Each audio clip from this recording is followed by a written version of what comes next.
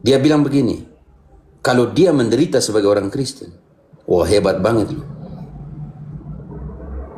Diskusi biasa ya, diskusi di antara para rasul itu debat ya, debat biasa. Salah paham biasa sampai di Konsili Roma kan diskusi hebat. 4 ayat 16, Tega. Atau Frater. Tetapi jika ia menderita sebagai orang Kristen, maka janganlah ia malu, melainkan hendaklah ia memuliakan Allah dalam nama Kristus itu. Memuliakan Allah dalam nama Kristus itu, dan dia memilih menderita. Satu-satunya rasul yang tidak memeteraikan penginjilan mereka dengan darah adalah Yohanes yang mati normal di Pulau Patmos. Iya, Petrus yang itu gambaran kemanusiaan kita di dalam kepemimpinan Yesus ya teman-teman. Tidak main-main. Oh, saya punya muka bagaimana? Dia jadi besar sendiri seperti ini. Muka jelek baru besar lagi ya. Kita bisa kasih Mama Madonna, dia besar tidak? Coba. Tapi saya punya ini kenapa dia besar ya?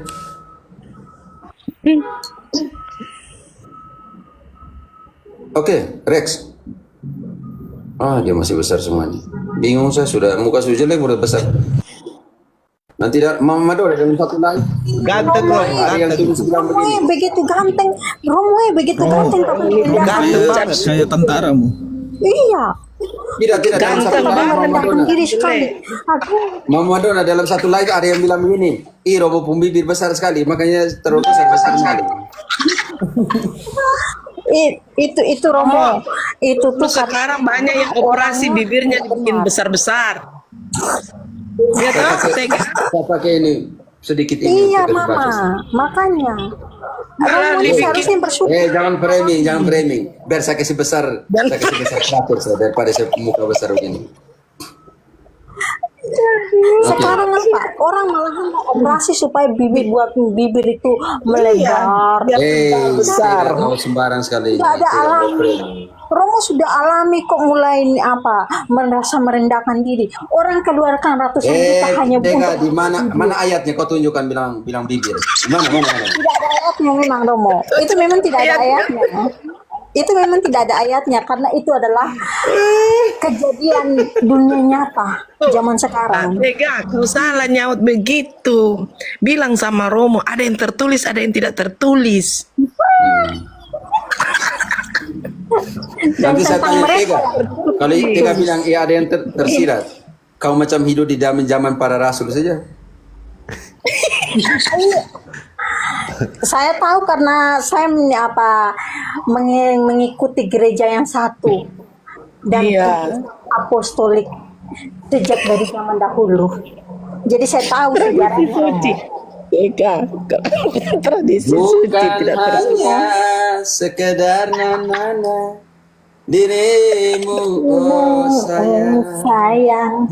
Oke, maaf, di sini ada Om Tauriel, ada Sitomor. Halo, Pak Sitomor. Romo dan teman-teman. Salve. Ya. Silakan.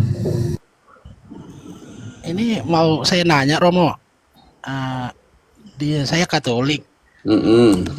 Di kita Katolik kan puncak penyembahannya itu kan di acara makan itu hosti. Ekaristi. Puncak penyembahan adalah Ekaristi. Ekaristi.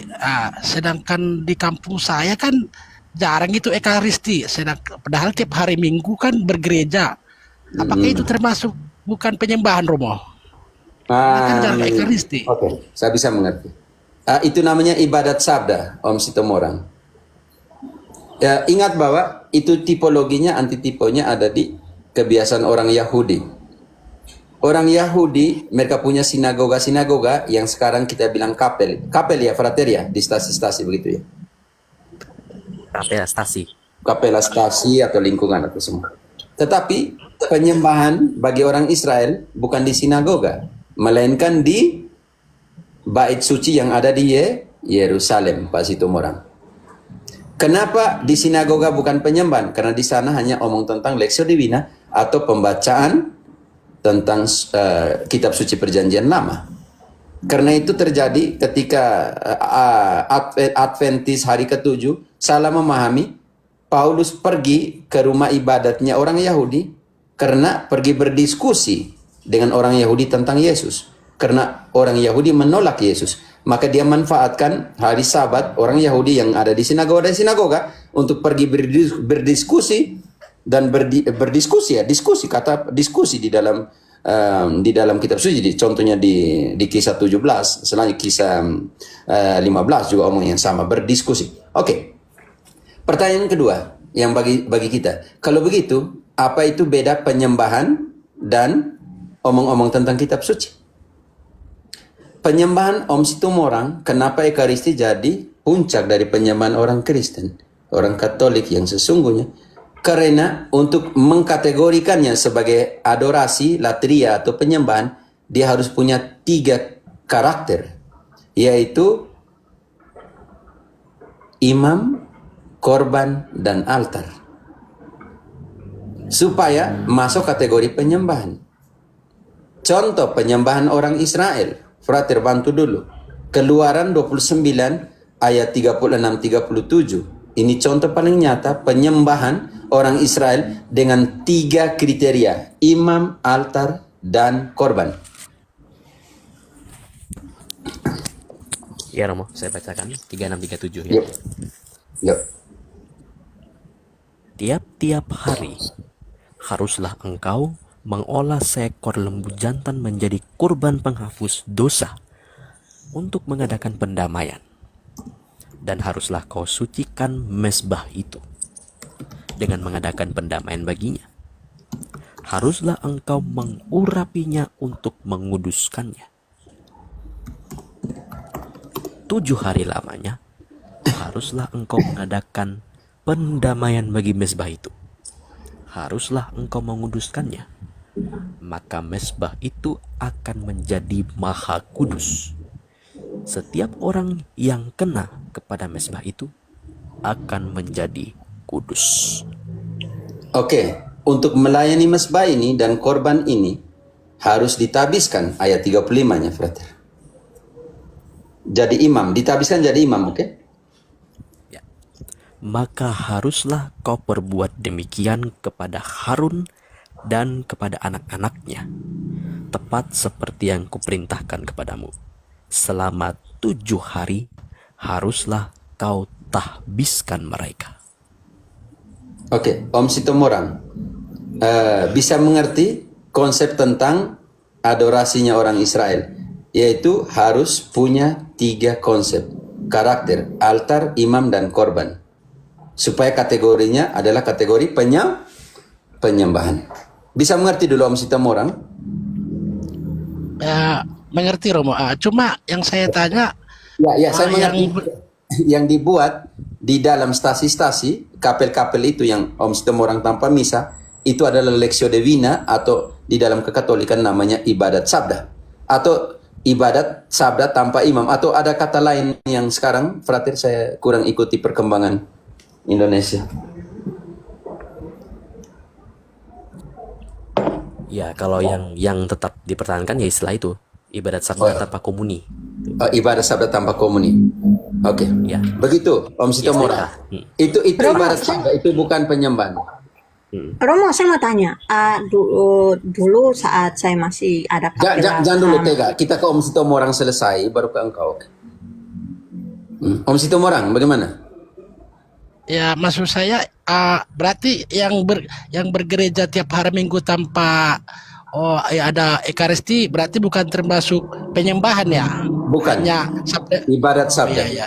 Itu seperti di sinagoga-sinagoga Israel, antitipenya di sana atau tipologinya di sana. Karena itu perjanjian baru adalah kepenuhan dari perjanjian lama. Yang Protestan punya, saya bisa memahami itu sebagai sinagoga-sinagoga karena tempat pembacaan sabda dan menjelaskan tentang sabda.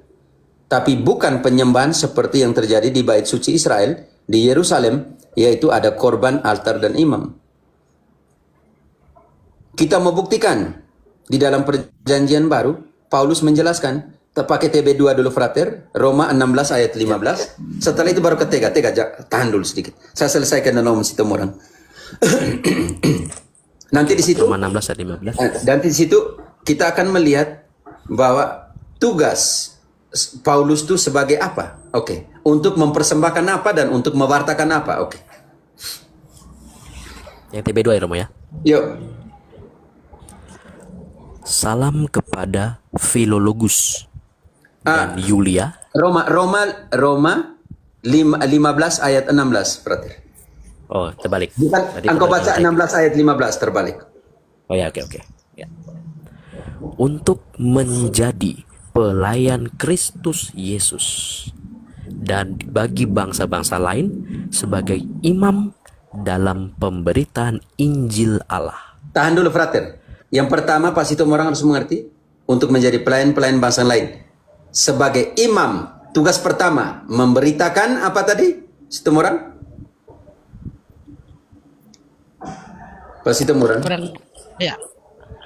Oke, frater baca pelan-pelan. Tugas pertama imam tadi apa? Oke.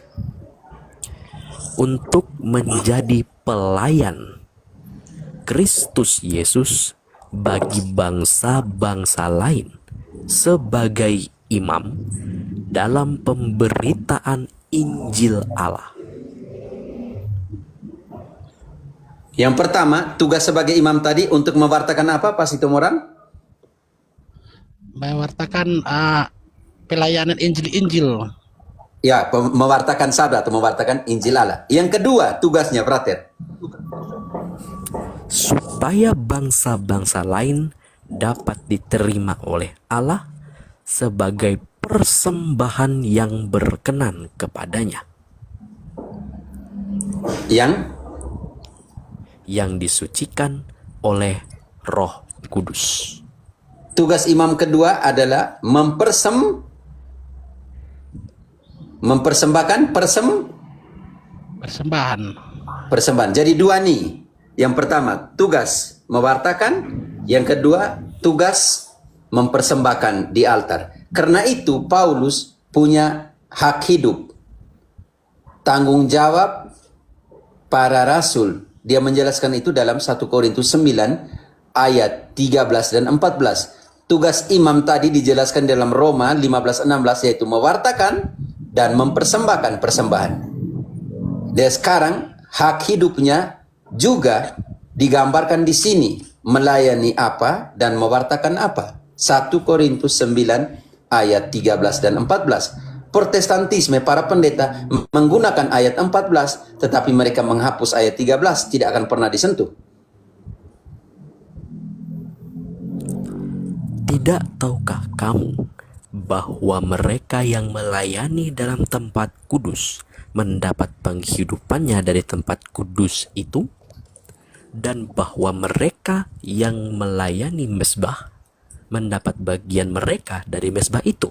Tahan dulu, frater. Pas itu orang, siapa yang melayani mezbah atau altar? Siapa?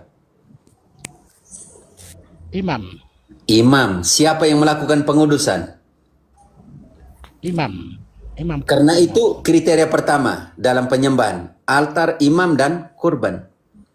Apa yang dikurbankan? Roti dan anggur. Apa yang dipersembahkan? Roti dan anggur. Di mana? Di altar. Oleh siapa? Oleh imam. Tetapi tugas imam, seperti yang telah dijelaskan dalam Roma 15:16, juga dijelaskan kembali dengan hak hidup seorang imam itu. Yang pertama, melayani altar. Yang kedua, apa yang harus dibuat? Ayat 14-nya, frater.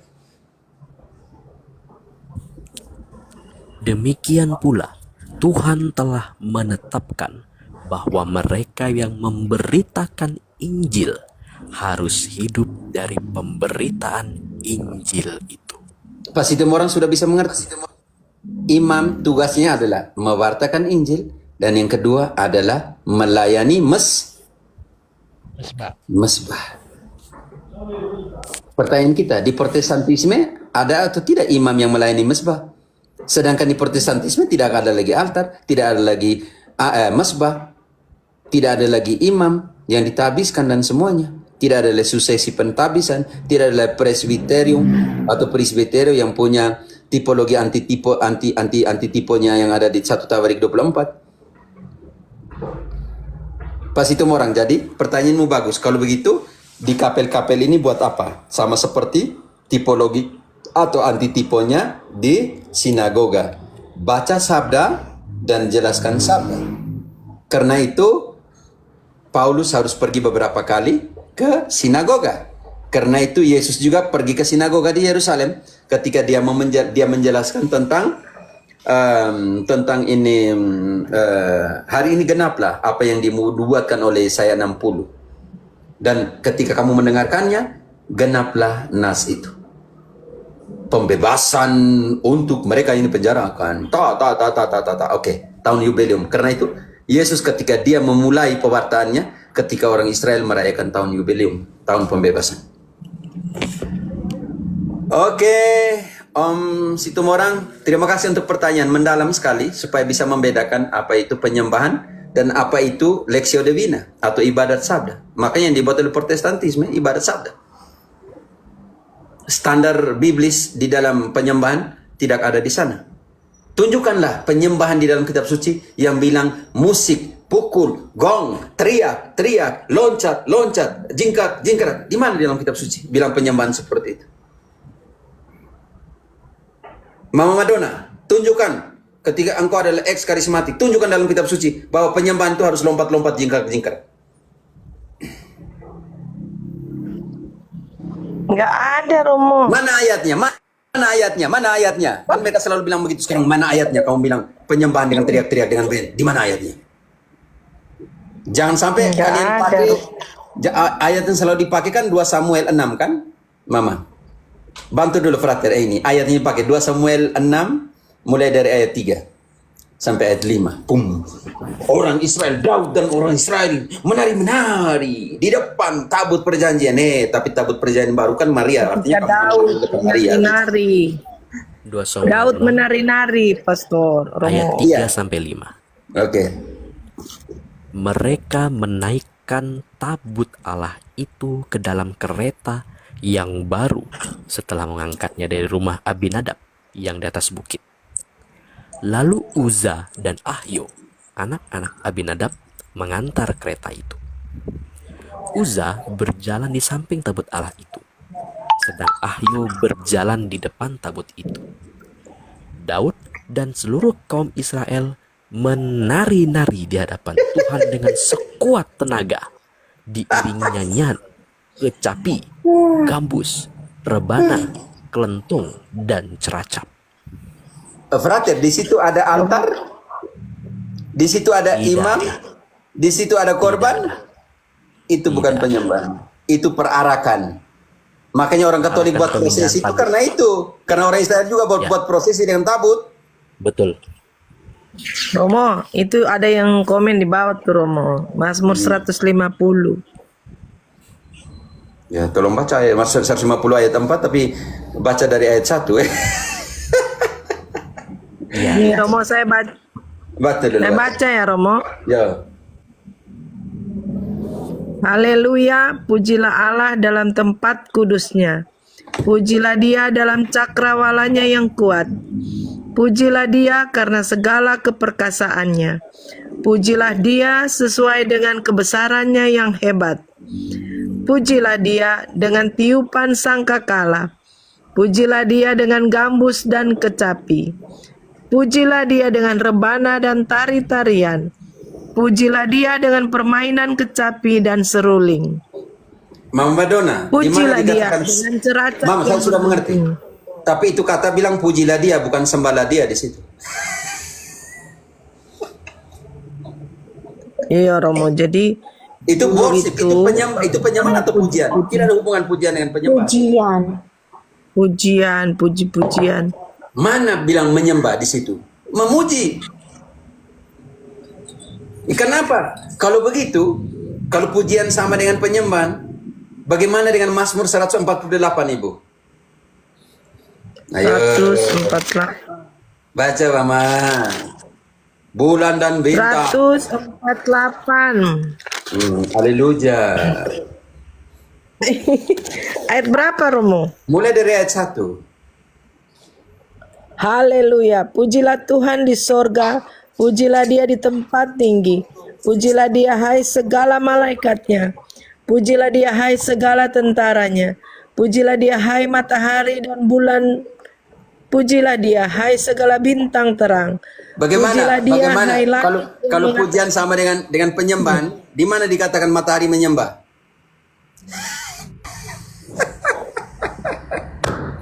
Pujilah dia hai matahari. Baca lanjut dulu, Mama. Baca lanjutnya. Pujilah dia hai langit yang mengatasi segala langit. Hai air yang di atas langit. Baiklah semuanya memuji nama Tuhan. Sebab dia Berat. memberi perintah, maka semuanya tercipta. Berat. Dia berat. mendirikan semuanya untuk seterusnya dan selamanya. Mama Dan memberi berat. ketetapan Kalau kata dapat pujian sama dilanggar. dengan adorasi. Pujilah. Berat. Iya. Berat. Berat. Mama. Makanya itu sudah saya tinggalkan, Romo. Tapi 39 tahun, Itu Mama. selubung itu tidak diangkat dari mata saya. 79 tahun tuh, Mama. 39 tahun tuh, Mama. 39 tahun. Saya terpapar. Terpapar.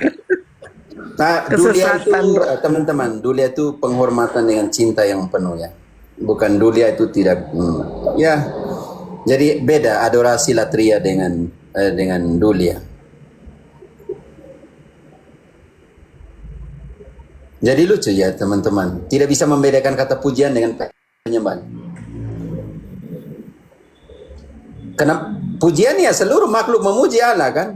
Sampai aku memuji kebesaranmu, sungguh besar kau Allahku. Lagu gimana tuh?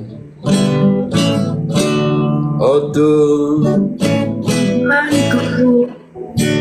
oh Tuhanku, na na na na na na.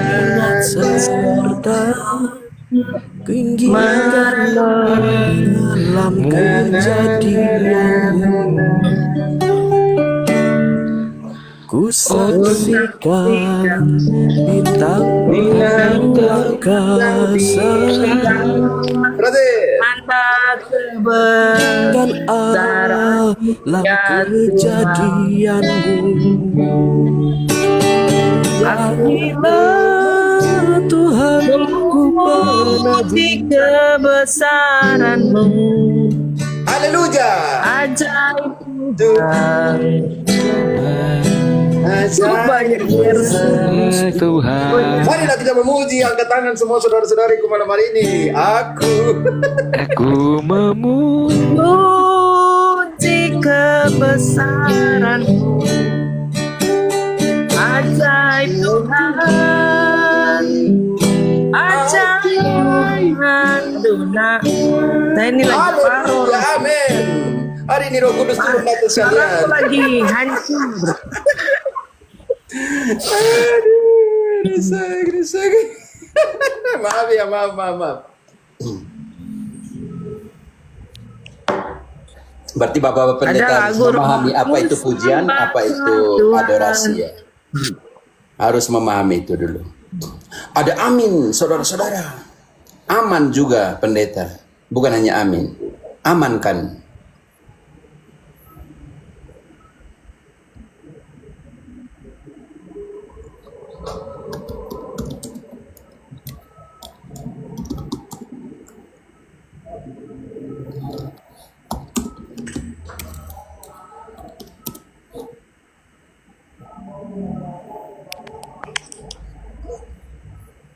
Boleh bertanya Romo. lagi nggak, Romo?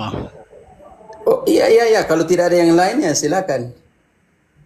Gini Romo, setelah saya tahu dari penjelasan Romo, jadi beban saya pernah ikut perjamuan kudus di GBI. Apakah itu termasuk menjual iman saya, Romo?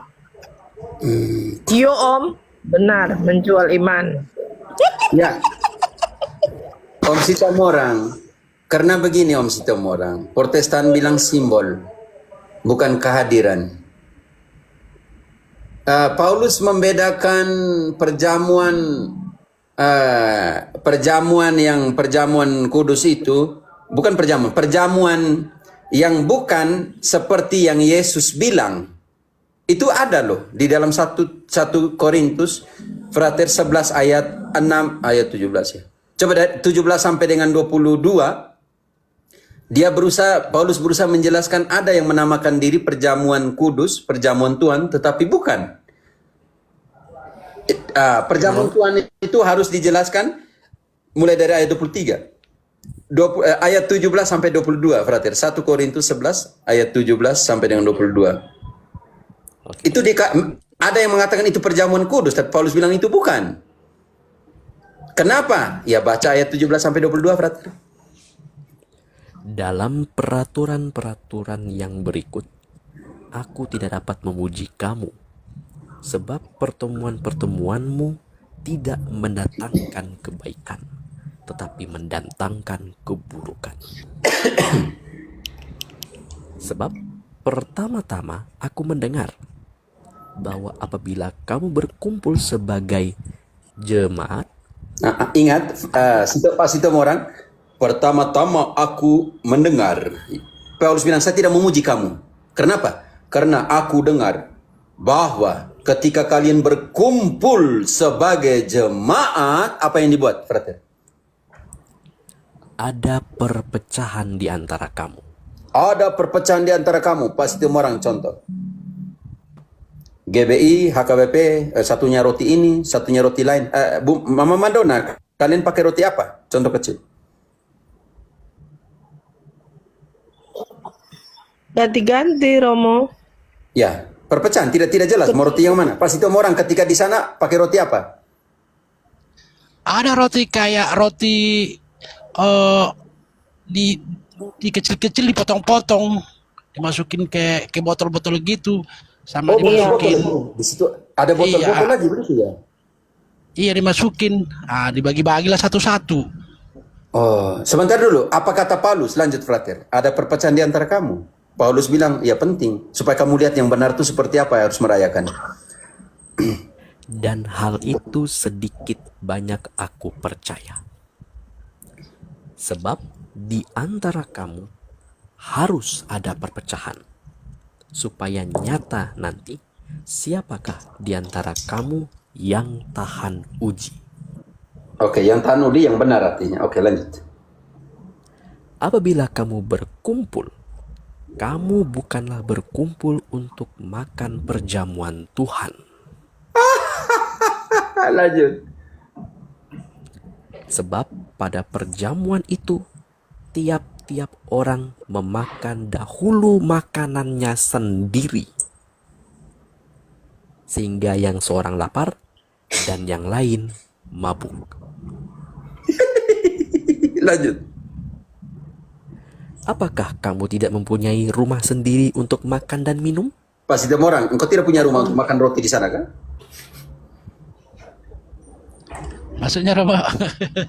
Paulus bilang kalau hanya kau pergi untuk makan roti itu kamu tidak punya rumah kah untuk makan kah? Makanya Paulus bilang apa kamu tidak punya rumah?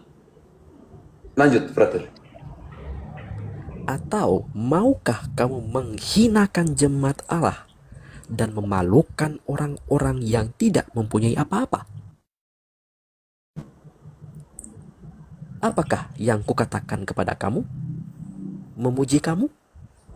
Dalam hal ini, aku tidak memuji. Oke, sekarang pas itu orang apa yang harus kita rayakan? Ekaristi harus dirayakan ayat 23 selanjutnya. Sebab apa yang telah kuteruskan kepadamu, telah aku terima dari Tuhan, yaitu bahwa Tuhan Yesus pada malam waktu ia diserahkan, mengambil roti, dan sesudah itu ia mengucap syukur atasnya, memecah-mecahkannya, dan berkata, inilah tubuhku yang diserahkan bagi kamu. Perbuatlah ini menjadi peringatan akan aku. Oke, Frater, sudah. Oke, tahan dulu di situ. Pas itu orang, Ekaristi harus dirayakan sesuai dengan yang Yesus Rayakan. Yang kuterima dari Tuhan, itulah yang kuteruskan kepadamu, yaitu pada malam perjamuan terakhir. Yang berikutnya, standarnya Paulus, harus dirayakan sampai dia datang lagi. Ayat 26 ya, Frater. Sebab setiap kali kamu makan roti ini dan minum cawan ini, kamu memberitakan wafat Tuhan sampai ia datang. Sampai kapan harus dirayakan, Pak Situmorang? Sampai Tuhan Yesus datang kedua kalinya. Datang lagi. Oke, sekarang ayat 27, konsentrasi Pak. Disinilah yang kita namakan transubstansi menurut Paulus. Penting sekali. Kenapa? Karena yang kau terima itu bukan roti mainan. Yang kau terima itu adalah tubuh dan darah Kristus. Jadi, barang siapa dengan cara yang tidak layak makan roti atau minum cawan Tuhan, ia berdosa terhadap tubuh dan darah Tuhan. Berarti di situ bukan simbol, di situ simbol atau bukan simbol Pak Situmorang? Kalau engkau makan roti dan minum cawan Tuhan dengan tidak layak, engkau berdosa kepada tubuh dan darah Tuhan. Artinya engkau di situ memakannya, meminumnya simbol atau benar-benar? Benar-benar tubuh Kristus, Romo. Tapi Protestan bilang simbol. Berarti bukan benar-benar. Makanya ayat 29 menjelaskan. Karena barang siapa makan dan minum tanpa mengakui tubuh Tuhan, ia mendatangkan hukuman atas dirinya. Kalau tidak mengakui, beriman bahwa itu tubuh Tuhan, akan mendatangkan hukuman. Kenapa? Tubuh Tuhan dijelaskan di dalam 1 Korintus 10 ayat 16-17. Bukankah cawan pengucapan syukur yang atasnya kita ucapkan syukur adalah persekutuan dengan darah Kristus? Bukankah roti yang kita pecah-pecahkan adalah persekutuan dengan tubuh Kristus? Karena roti adalah satu, maka kita sekalipun banyak adalah satu tubuh. Maka Butuh iman sekalipun. Oh ya, Frater, karena kita walaupun banyak Semua mendapat bagian dalam roti yang satu itu. Jadi orang Katolik terima roti tidak apa dijelaskan oleh Paulus di sini. Oke, Pak Situmorang. Sampai dengan Luther bilang begini, saya memilih minum darah Kristus bersama dengan Paus daripada anggur bersama dengan Zwingli.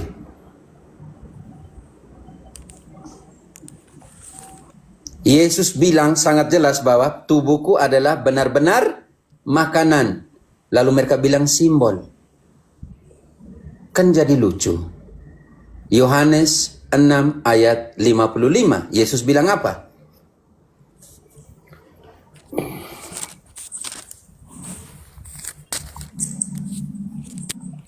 Sebab dagingku adalah benar-benar makanan dan darahku adalah benar-benar minuman. Om Situmorang di situ bilang simbol darahku, simbol tubuhku, atau bilang benar-benar? Benar-benar darah. Dagingku adalah benar-benar makanan. Tetapi bagaimana orang Kristen sejati Katolik menerimanya? Menerima dengan cara apa? Frater, ayat 54. Barang siapa makan dagingku dan minum darahku, ia mempunyai hidup yang kekal, dan aku akan membangkitkan dia pada akhir zaman. Dagingnya diterima dengan cara apa? 51.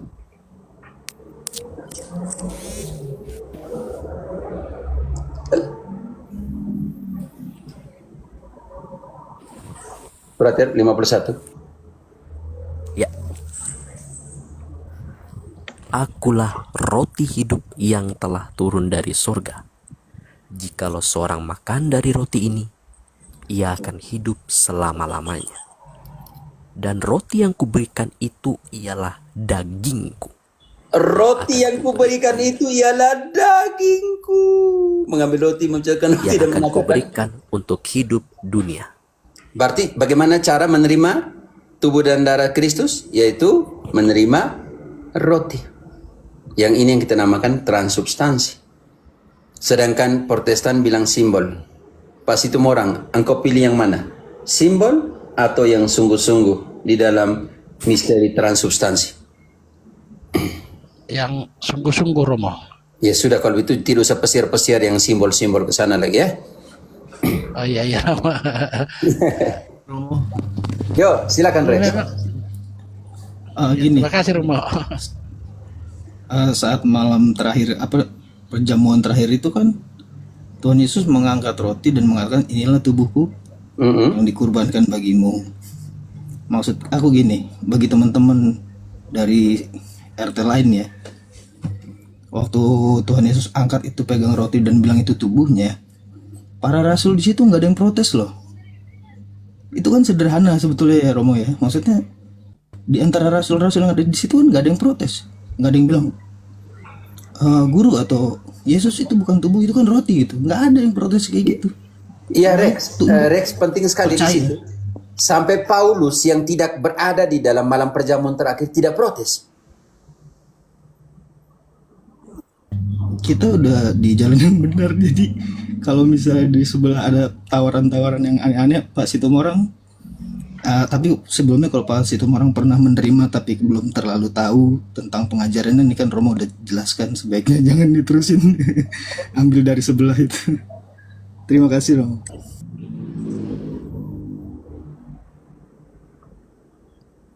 Oke, tadi Potoriel atau Tega tadi, maaf ya Tega tadi sempat potong. Ya, Romo. Ya, Bu Tega mau nanya dulu, silakan. Ya, Tega tuh anggota biasa yang selalu hadir, biasa hadir maksudnya begitu. Tidak usah cemas Om Tauri. Kalau ada yang protes saya naikkan Tega supaya dia yang jelaskan. Gitu. Siap, Romo. Sampai sekarang sih belum ada pertanyaan, Romo, tapi proses pembelajaran saya aja yang semakin banyak pengetahuan, Romo. Karena pertama kali saya naik Romo selalu bilang bahwa Protestan itu memperingati tubuh dan darah Kristus itu hanya simbol, tapi saya bilang itu memperingati. Tapi sekarang semakin jelas bahwa sebenarnya walaupun dikatakan memperingati, tapi itu benar simbol, Romo. Karena saya selama belajar di room teman-teman Katolik, ada yang pencerahan sama saya menyatakan bahwa ketika hosti itu pasti dibagikan oleh imam dan jatuh ke lantai, itu sama yang bantu Romo itu tetap harus dimakan walaupun udah keinjak sama umat. Jadi itu benar-benar meyakini bahwa Iya, itu benar sekali. sudah berubah. Nah itu yang bahwa ternyata berarti saya ngerti bahwa ini simbol, ini hanya simbol, atau ini benar-benar memperingati dan meyakini. Oke, Pak Tauriel, saya potong sedikit maaf. Pak Tauriel menggunakan kata peringatan. Ini penting, tapi ini kata kunci untuk menjelaskan Ekaristi. Karena kata peringatan itu punya muatan teologis yang sangat dalam. Dan kita akan pecahkan malam hari ini. Kalau Pak Tauriel sudah selesai, saya jelaskan kata peringatan dulu. Udah Romo. Oke, Frater siap-siap. Kita ambil contoh. Lukas tidak mengulangi 2 kali kata peringatan, tetapi Paulus mengulangi 2 kali kata peringatan di dalam 1 Korintus. Frater, kita bantu dulu dengan Lukas punya. Lukas ketika dia mengatakan peringatan hanya kepada mengambil roti dan mengatakanlah ini tubuhku, lakukanlah ini sebagai peringatan. Tetapi ketika dia mengambil piala, dia tidak kembali mengulangi kata peringatan. Tetapi Paulus di dalam 1 Korintus 11, 24-25, dia menggunakan 2 kali kata peringatan. Paulus menegaskan penting sekali kata peringatan ini. Frater, bantu dulu Lukas punya. Lukas 22, ayat 19-20. 19 dan 20.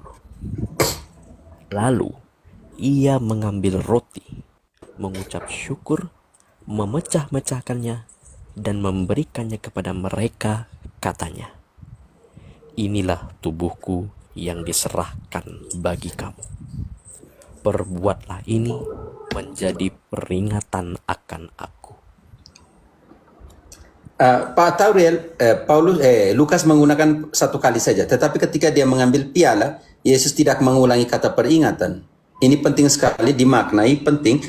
Nanti Paulus menekankan 2 kali kata peringatan. Oke, ayat 20-nya. Demikian juga dibuatnya dengan cawan. Sesudah makan, ia berkata, cawan ini adalah perjanjian baru oleh darahku yang ditumpahkan bagi kamu. Pak Tauriel, dia mengulangi kata peringatan atau tidak? Tidak. Sekarang kita bandingkan, langsung komparasi. Ini penting sekali, namanya struktur analogi ya teman-teman. Katekismus 114 menekankan analogi. Satu ayat itu dibangun dalam keseluruhan kitab suci, dan keseluruhan kitab suci membangun satu ayat. Jadi tidak bisa berdiri sendiri. Oke, dari Lukas ini, karena ingat bahwa Lukas adalah rekan perjalanan Paulus. Dan hebat banget Paulus, dia menekankan 2 kali kata peringatan di dalam 1 Korintus 11, frater, ayat 24-25. Dia menekankan peringatan untuk tubuhnya, peringatan juga untuk cawan, untuk anggur, darahnya. Penting sekali. Sesudah itu, ia mengucap syukur atas roti itu, memecah-mecahkannya dan berkata, inilah tubuhku yang diserahkan bagi kamu. Perbuatlah ini menjadi peringatan akan aku. Oke, pertama nih sudah nih. Sekarang yang dengan piala. Silakan, frater. Demikian juga, ia mengambil cawan sesudah makan, lalu berkata, cawan ini adalah perjanjian baru yang dimeteraikan dalam darahku. Perbuatlah ini setiap kali kamu meminumnya, menjadi peringatan akan aku. Om Tauriel, ketika engkau membaca Paulus punya ini, engkau rasa bahagia nggak? Aku nggak ya. 2 kali penekanan. Kalau begitu pertanyaan sini, kenapa Paulus ini pernah dijelaskan oleh pendeta? Pendeta belum, Om Tauriel. Ini cuma Kalau bacain aja. pertanyaan, kenapa Simbol. menekankan 2 kali kata peringatan? Kan harus ditanya dong. Ternyata Paulus itu kenal baik perjanjian lama. Dan Yesus hebat banget untuk urusan itu. Dan itu diambil dari Bilangan 10 ayat 10.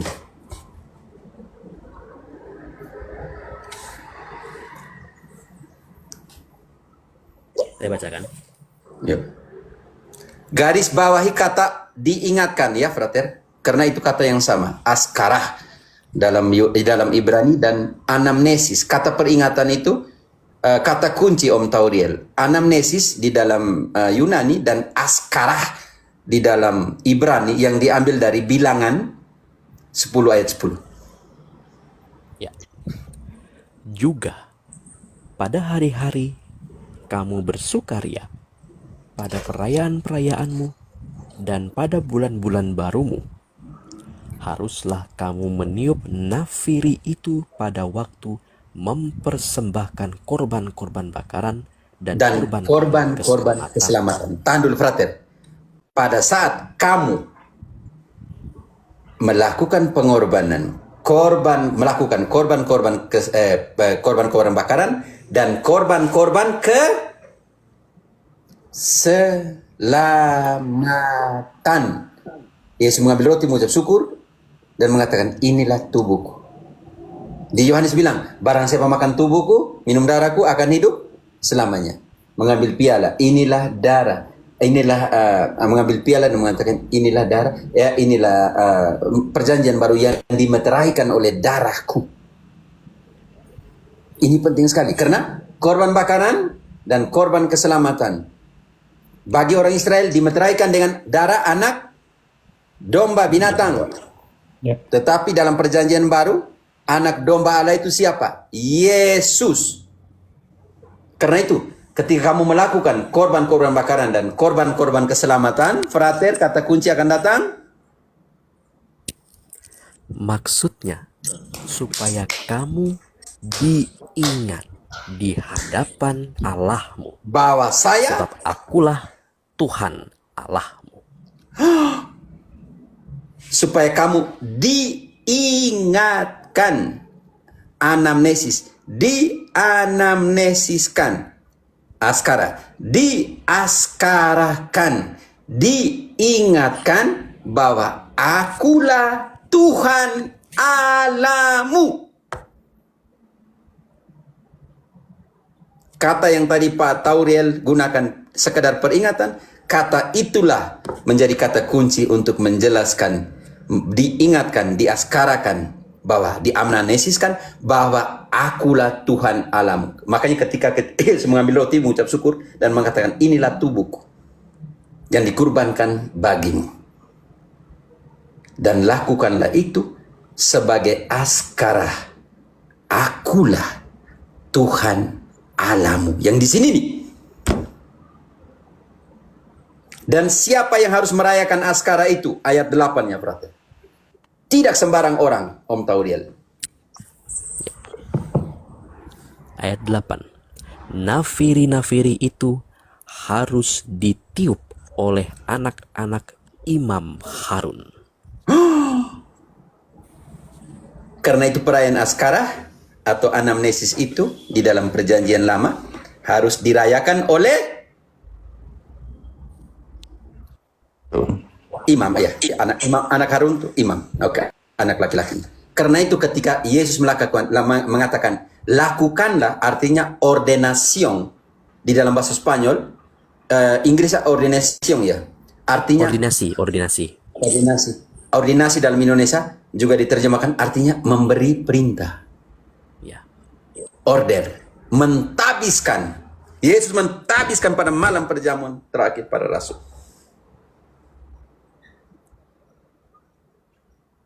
Kenapa? Karena anamnesis ini harus dirayakan, korban keselamatan ini harus dirayakan oleh seorang imam. Dan Ekaristi dijelaskan di dalam Wahyu sebagai perkawinan anak domba. Karena itu tidak ada peluang untuk perempuan merayakan perjamuan kudus atau Ekaristi. Kenapa? Pernikahan anak domba Yesus dengan gerejanya. Gereja itu feminim. Kalau seandainya perempuan yang merayakan Ekaristi artinya pernikahan antar perempuan dengan perempuan.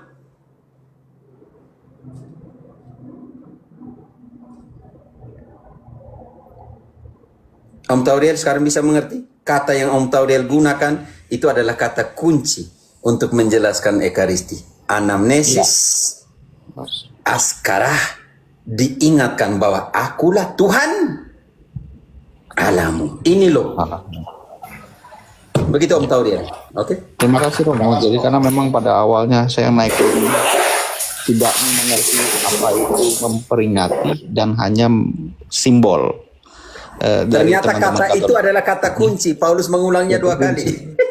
Iya, dari teman-teman Katolik memperingati itu berarti benar-benar yakin proses transubstansiasi ya Romo. 1 sampai memperlakuannya tuh benar-benar sudah menjadi tubuh dan darah Kristus. Jadi kalaupun jatuh terinjak umat dia harus dimakan dan tetap diambil dan dimakan. Diingatkan bahwa akulah Tuhan Allah.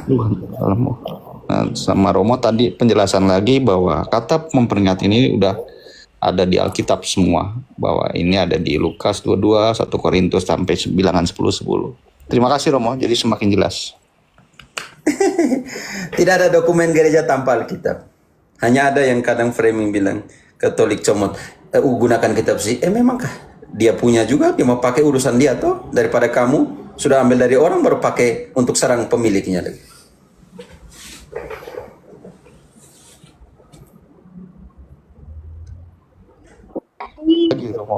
Jadi Romo, kalau perempuan ya jadi jatuhnya LGBT ya Romo. Karena yang pertama tidak ada pendasaran biblis bahwa perempuan bisa merayakan liturgis dalam pengertian askara dan anamnesis. Itu hanyalah anak laki-laki dari Harun yang kita bisa lihat di dalam imamat 8 kriteria dan syarat untuk menjadi imam Yahudi.